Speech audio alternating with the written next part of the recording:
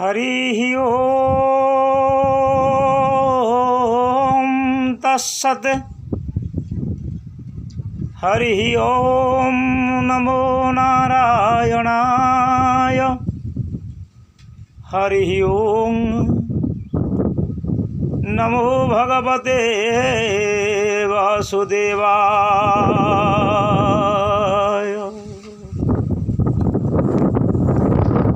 आगम निगम।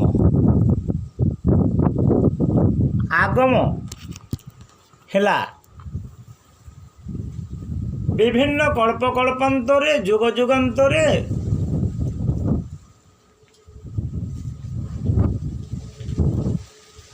आसीथिबा भगवान एवं भक्त मानकर लीलाचरित को आगम बोली कहुए।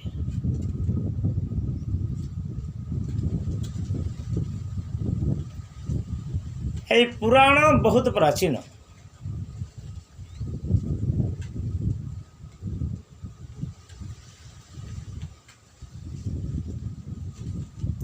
निगम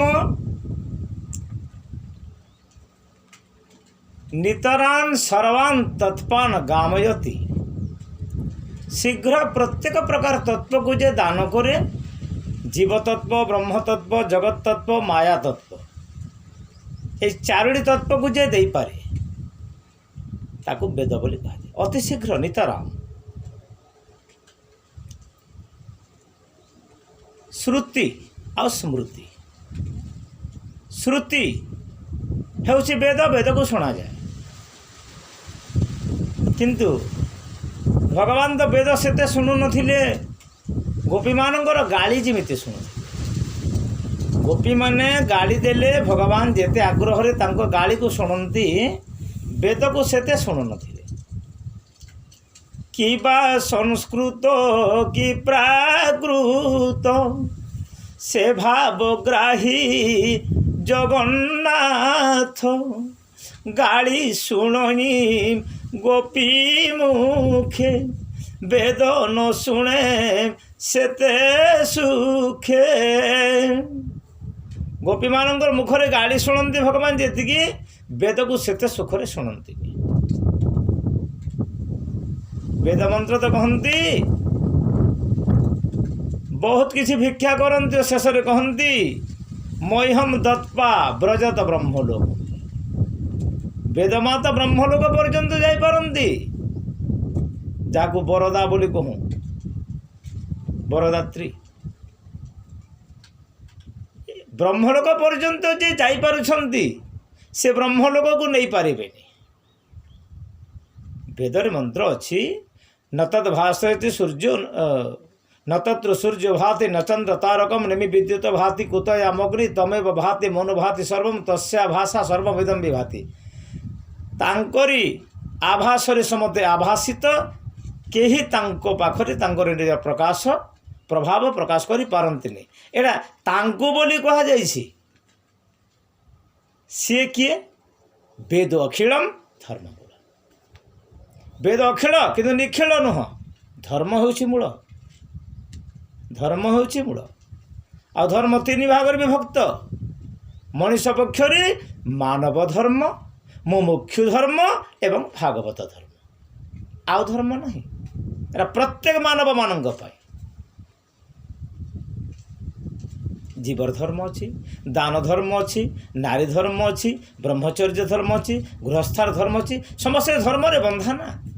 किछि नीति नियम श्रृंखला समस्ते बंधा, किंतु प्रकृत धर्म है मनुष्यर मानव धर्म। मानव धर्मर परे मुमुक्षु मुक्तिर आशायी हेबा एवं तापरे भगवत भाव ज्ञान ब्रह्म और तत्व ए चारिटा को जानिबा बुझिबा, एटे होछि भागवत धर्म। मनुष्य धर्मर भितरे भगवान ऋषि मानकर माध्यम संहिता लिखि दैछन्ति। मन्वादींकर संहिता जहाँकि आमको हितोपदेश दियंती। କରଣୀୟ ଅକରଣୀୟ କ'ଣ ଆମକୁ ବତେଇ ଦିଅନ୍ତି, କେଉଁଟା ଆମେ କରିବା କେଉଁଟା ନ କରିବା। ଏବଂ ତନ୍ମଧ୍ୟରେ କର୍ତ୍ତବ୍ୟର ବିଚାରପୂର୍ବକ ବିଚାର କରିବା ପାଇଁ ବିଦ୍ ବିଚାରଣୀ। ବେଦରେ ଜ୍ଞାନ ଅଛି, ତାକୁ ବିଚାର କରିବେ, କିଛି ଜ୍ଞାନ ପ୍ରାପ୍ତ ହେବେ, ତାପରେ କୌଣସି ଗୋଟେ ସତ୍ତା ପାଇବେ, ଲାଭ ବିତ୍ ସତ୍ତା, ନିଜ ଆତ୍ମାର ସ୍ଥିତିକୁ ବୁଝିପାରିବେ। ଆଉ ଆତ୍ମାର ସ୍ଥିତି ବୁଝିଲା ପରେ ପ୍ରାୟତଃ ମୁକ୍ତି ମାର୍ଗ ଆସିଯାଇଥାଏ। ଏଣୁକରି ବେଦ ବି କହନ୍ତି ଋତେ ଜ୍ଞାନ ନ ମୁକ୍ତି, ବିନା ଜ୍ଞାନରେ ମୁକ୍ତି ହୁଏନି। ଜ୍ଞାନ ମୁଚ୍ଛ ପଦ ବେଦ ବଖାଣ। ବେଦ କହେ ଜ୍ଞାନ ହେଉଛି ମୁକ୍ତିର ପଦ। ହେଲେ ଭଗବାନଙ୍କର ଭକ୍ତ ତ ମୁକ୍ତି ଚାହେଁନି ନା। ସେ କହୁଥାଏ ପ୍ରଭୁ ମୋତେ ସବୁବେଳେ ଆପଣ ଜନ୍ମ ଦେଉଥିବେ, ଆଉ ମୁଁ ବିଭିନ୍ନ ଜନ୍ମ ଗ୍ରହଣ କରି ଯେ ଜନିରେ ହୁଏ ଜାତ ତୁମ୍ଭ ପାଦେ ରହୁ ଚିତ୍ତ। ପ୍ରଭୁ ଆପଣଙ୍କ ପାଦ ପଦ୍ମରେ ମୋର ମନ ଥାଉ। ଆଉ ମୁକ୍ତାତ୍ମା ମାନେ ମଧ୍ୟ ଉପନିଷଦ କହନ୍ତି ତେ ତତ୍ର ଗତ୍ୱା ପରମଂ ପରାର୍ଦ୍ଧେ ପରାମୃତାତ୍ ପରିମୁଚ୍ୟନ୍ତେ ସର୍ବେ। କେହି ତାଙ୍କ ସେଠି ରହିପାରନ୍ତିନି। ମୁକ୍ତିର ଅବଧି ଅଛି। ବ୍ରହ୍ମଲୋକ କାହିଁକି, ପରମଲୋକକୁ ଗଲେ ମଧ୍ୟ ସୂର୍ଯ୍ୟମଣ୍ଡଳରୁ ତଳେ ଯାହା ଅଛି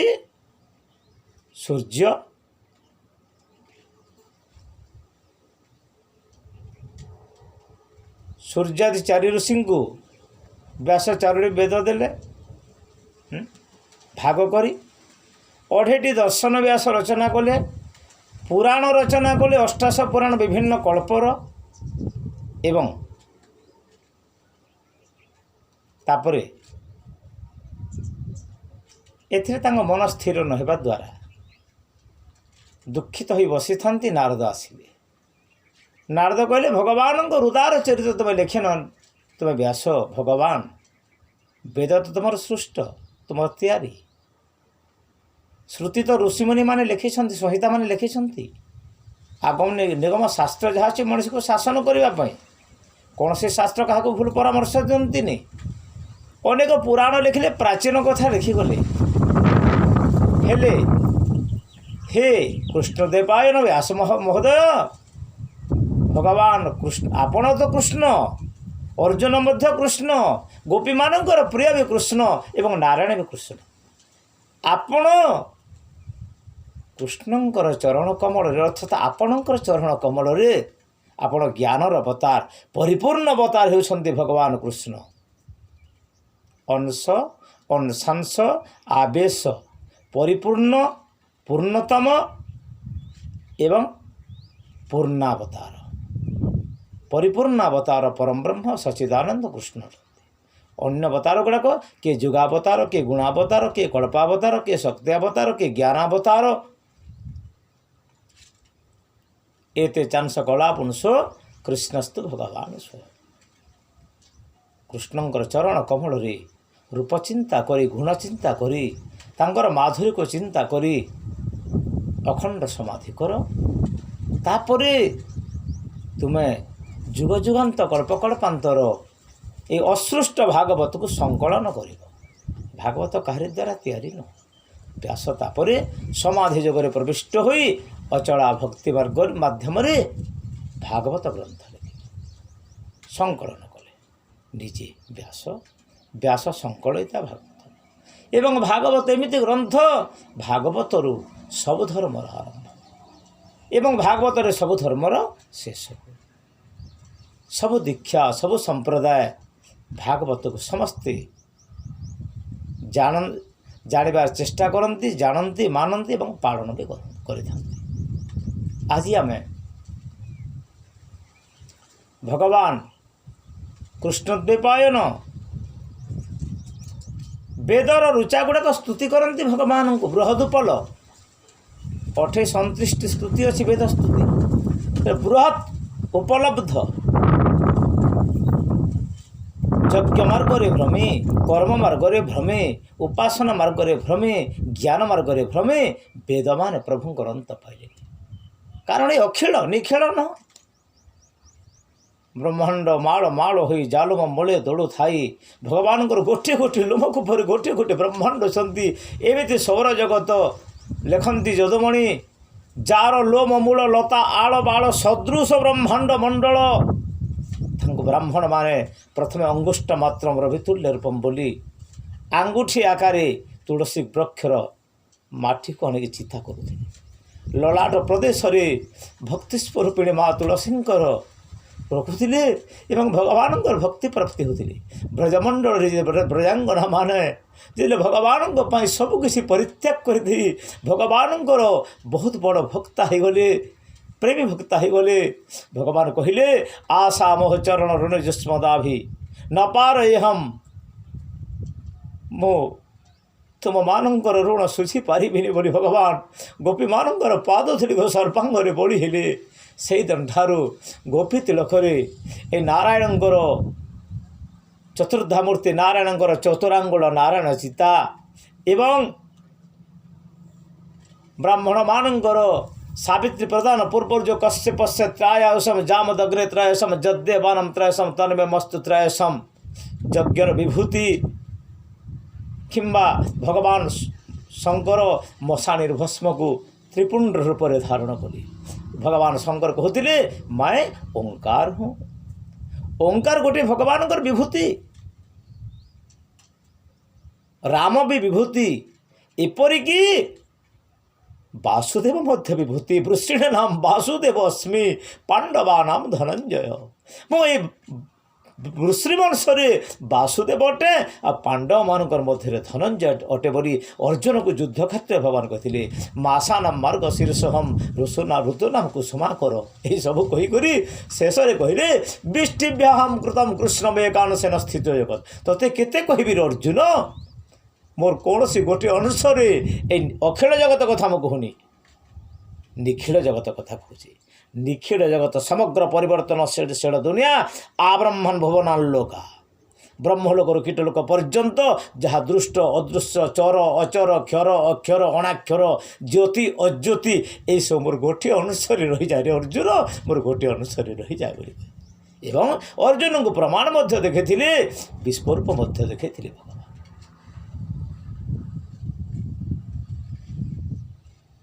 ସେଇ ଭଗବାନ କହନ୍ତି ମୋହର ଆତ୍ମା ପଶୁପତି। ଭଗବାନ ଶଙ୍କରଙ୍କୁ ଯିଏକି ଯାହାଙ୍କର ଡମ୍ବରୁ ନାଦରୁ ମାହେଶ୍ୱର ସୂତ୍ର ବାହାରି ବ୍ୟାକରଣ ତିଆରି ହେଲା। ଏଇଠି ବଡ଼ ଦୁଃଖର ବିଷୟ, ବେଦ ଭଗବାନଙ୍କର ନିଶ୍ୱାସରୁ ଆସିଛି। ବ୍ରହ୍ମ ନିଶ୍ୱାସାତ୍ ବିନିଶ୍ରୁତ ଇତି ବେଦ, ପ୍ରବୋଧ କାଳେ ସେ ପୁରୁଷ ଆଲସ୍ୟ ଛାଡ଼ିଲା ନିଶ୍ୱାସ, ହୋଇଲା ପ୍ରଚଣ୍ଡ ଶବଦ ତହୁ ଜନ୍ମିଲେ ତିନି ବେଦ।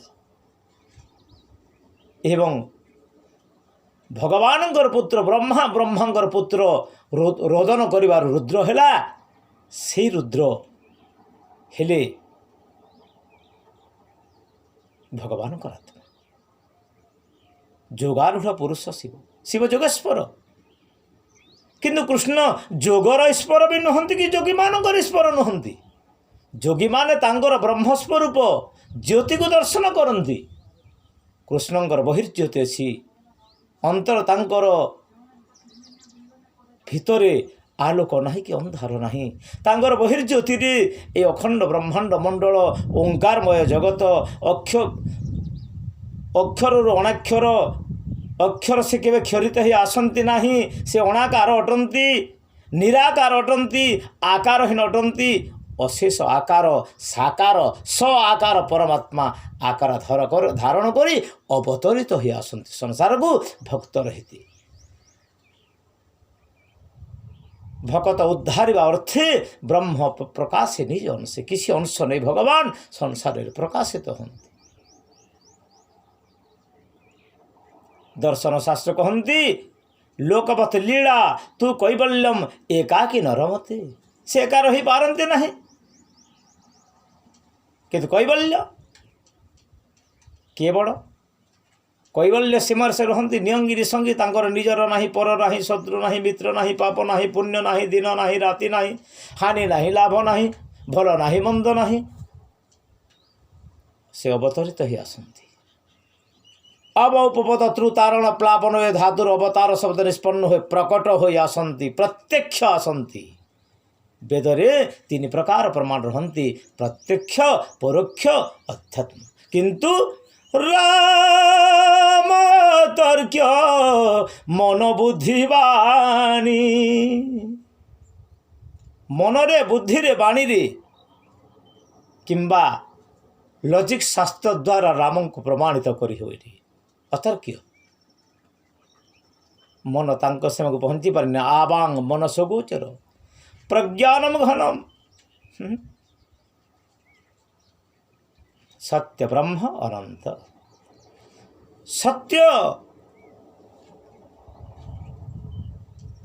सत्यादि जमनियम भितर रहती सत्य अष्ट ब्रह्मचर्य आदि सत परिका सत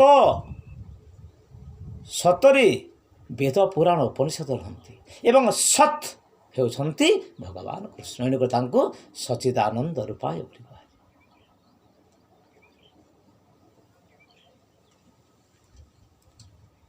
कृष्ण को जे जो प्रकार देखिला जो प्रकार विचार कला से प्रकार दिशा मल्ला नाम सनिन्द्रणाम नरवर स्मरस्त्रीणाम मूर्ति मार आप 10 स्कंधे देखिए जा तुलसीदास कहती जाकर भावना हो ही जैसे प्रभु के मूर्ति दिखता है तैसे एणुक निकट भाव प्रकाश कर वेद तो खेल धर्म पुणी मूल हो धर्म से प्रभुर अच्युत धर्मर प्रभु होती से अच्युत नारायण परम ब्रह्म सच्चिदानंद कृष्ण से सत्य नुहति कि सत नुहति सत अटते सत चित आनंद चिदानंदमय देह तुम्हारा बोली ऋषि राम को कहती राम तो सत्य चिदानंदमय चित चेतनामय एवं आनंदमय से दुख थाई ब्रह्मानंद परमानंद भगवत आनंद प्रकृत आनंद से थाए भगवान ऋषभदेव कहते पुत्र माने इदम शरीरम मम दुर्विभाव्यम मोर ही शरीर सृजती शरीर शरीर तो नष्ट हो जाए किंतु दुर्विभाव्य भावनार अतीत मोर शरीर अर्थ मोर शरीर शरीर नुह सृजती नष्टशील नुह इष्टशील ए शरीर चिंतन करी तुम्हें मोर नित्यत्व को प्राप्ति ही पार पंचम स्कंदे भगवान को शिक्षा देखिए पुत्र मान को शिक्षा दी पिता ताकू कहा जाए पारक्षणे त्रुतारणे पुत्र मान को रक्षणाबेक्षण लालन पालन करने बापार कर्तव्य कि तारणर मार्ग मध्य पथेब ऋषभ भगवान पुत्र मान को उपदेश देथिले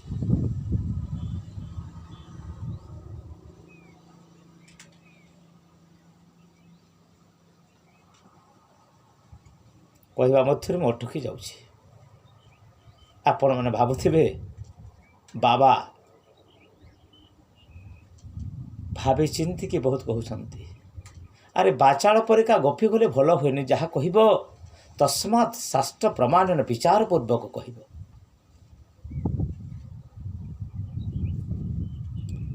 दर्शन मानक दर्शन मिले उपनिषद पाखरे बसी पार वेदरे जानी पार विचार ही पार ज्ञान ही पार महाभारत यथार्थ ज्ञान पाइब गीतारे ज्ञान कर्म भक्ति पाइब किंतु भागवत सबकिछि पाइब श्रीमद्भागवतम पुराण तिलकम यद वैष्णवानां धनम यस्मिन् पारमहंस्यम् एकममलं ज्ञानं परम गीयते तत्र ज्ञान विराग भक्ति सहितम नैष्कर्म्यमा विस्कृतम तच्छृण्वन् प्रपठन विचारण परो भक्त्या विमुच्ये नरः। एकम भागवतम षष्ठम मुक्तिदान न गच्छति कलौ कीरेण भासित। भागवत को आसी जाओ सबकि मिल जाव। भगवान कृष्ण पाखरे नवधा भक्ति कर।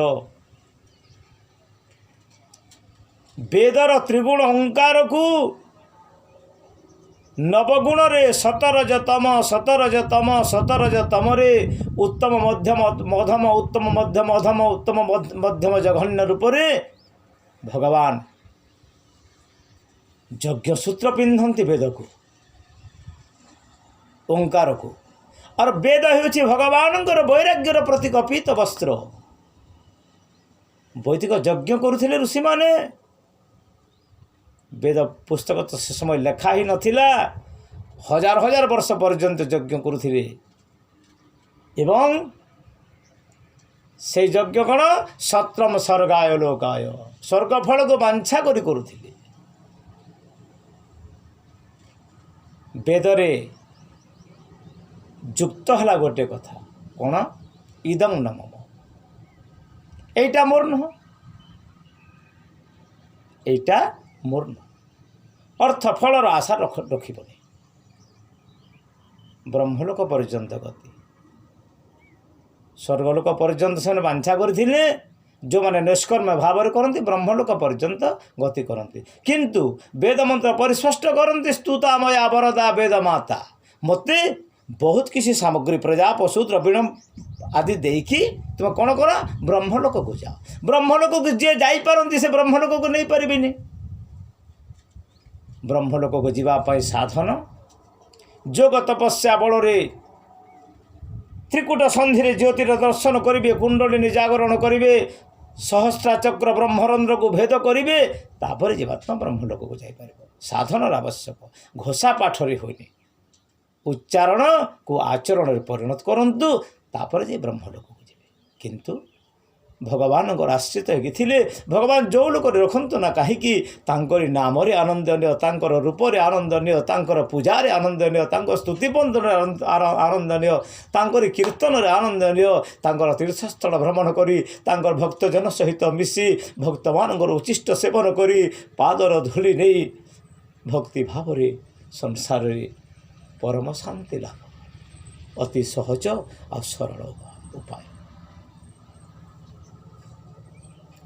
प्रतिदिन सकाळे गीता पढ़ वेद पढ़ उपनिषद पढ़ दर्शन शास्त्र पढ़ ये ज्ञान कांड। रामायण पढ़ महाभारत भी पढ़ी पार सकाळ रे का कारण नमस्तेस्तु व्यास विशाल बुद्धे फुल्ला रविंदायत पत्रत्रम जेन त्वया भारत तैल पूर्णम प्रज्वलित ज्ञानमय प्रदीप। महाभारत होछि ज्ञानर प्रदीप।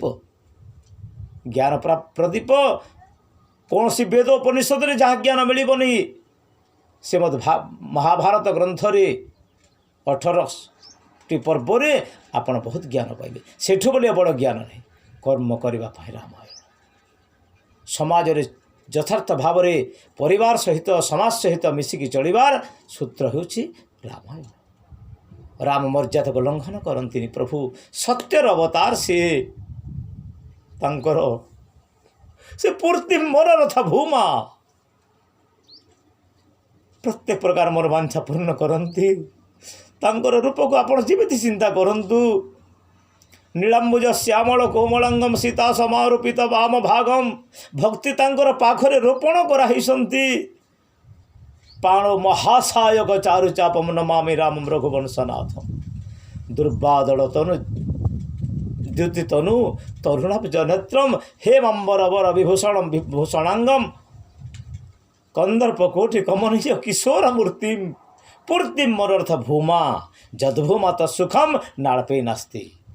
ए उपनिषद दर्शन सबकि पुराण रे भगवान ध्यान रे गोटे गोटे जगार क्षुद्र भाव रे गठित होती। सदसत शब्द भूमा शब्द प्रज्ञानम घनम शब्द सत्य शब्द सबकि भागवत रामायण रे अन्यान्य पुराण मध्य अंतर्निहित हो पुराण ठू बोली आ बड़ जिनिस किसी ना आ सब पुराण पढ़ी सारा पर शेष में आसबे भागवत महापुराण को भागवत पढ़िले जीवात्मा तीन तापर निस्तार पाई यथार्थ शांति लाभ करे शुष्क ज्ञान आप लाभ पाइबे ना जिते वेद मंत्र पढ़ंतु ना कहीं जिते जोग तपस्या करंतु ना कहीं सेटा शुष्क एवं कठिन परिश्रम युक्त खुल पर्वत आ मार मूषाए एणुक पर्वत खोलिके मूषा मारिबा अपेक्षा अति सहज सरल भाव संस्कृत भागवत नहले नहला आम ओडिया लोक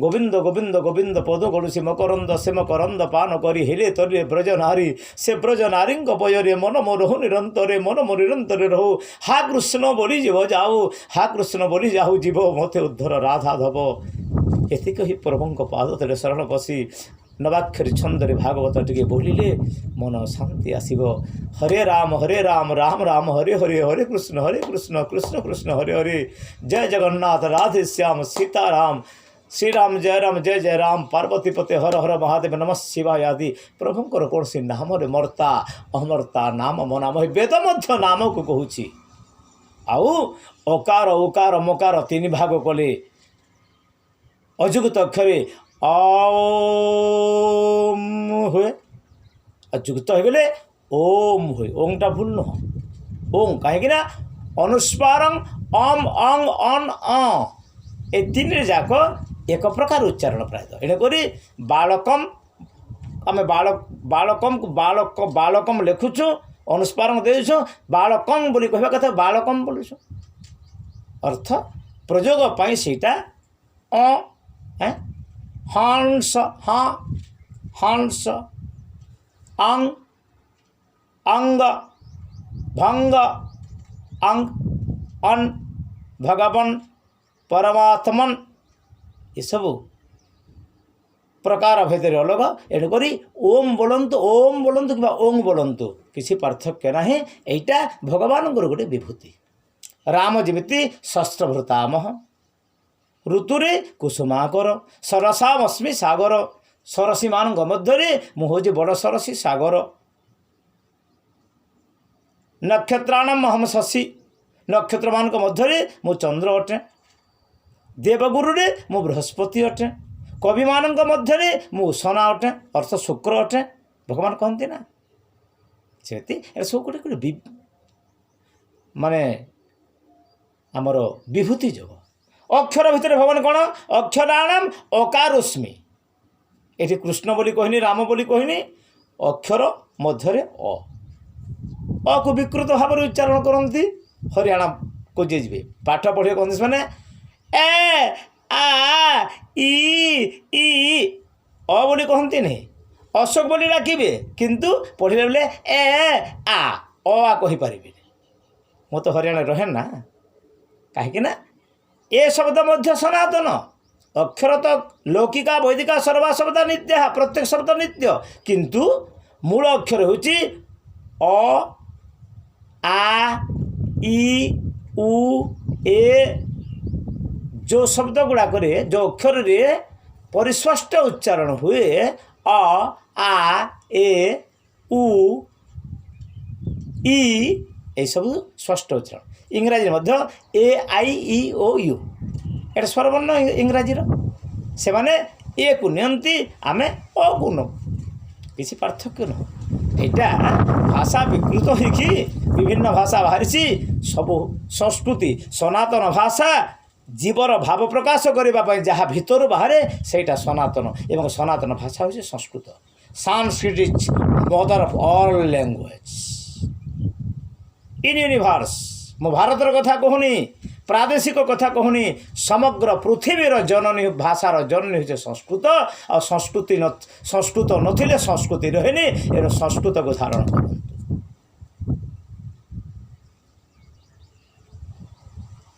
भारत संस्कृति से सभ्यता नहीं भारतीय लोक माने विदेश जो कुशिक्षा कबलित धर्माश्रित भारती विदेशी मान कुशिक्षा कबलित हो भारत लोके निजर धर्म को भूली जाए विपथगामी हो जाती ଭାରତବାसी को जाग्रत होगा पड़ो उत्तिष्ठति जाग्रत प्राप्य वरान्य विबोधते क्षूरस्य धारा निशितम दुरत्यया दुर्गम पथस्तत् कबैर वदंती निज रास्तार भल भाव सनातन धर्मर परंपरा को नहीं सनातन धर्म